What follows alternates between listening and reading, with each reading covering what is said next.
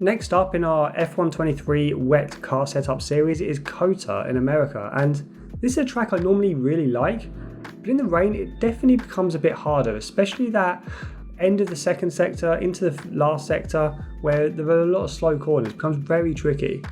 So for the aero, I've gone 40 and 37, which is certainly an increase over our dry setup. Then for the transmission, I've gone 50% on the on throttle to really help with traction. And I've actually increased the off throttle to 51 because you get a little bit of extra rotation at slow speed, again around those slower corners, which I just want to tailor out a little bit by increasing the off throttle diff. For the suspension geometry, I've gone -2.8 and -1. And then for the toe, kept the front toe at the same as our dry setup, 0.04. I've increased the rear toe for a little bit of stability at 0.15. For the suspension, I've softened things up a little all round. I've gone 26 and 4 on the suspension, then 4 and 1 on the ARBs.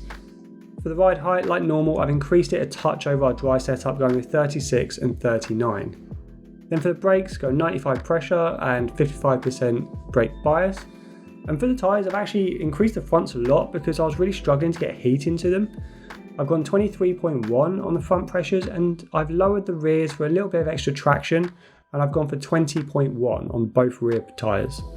And that'll round out our COTA setup. If you're enjoying these wet car setups so far, or like our dry setups, please hit that like button and consider subscribing as well, because that'll really help the channel grow. And until next time, I will see you on track.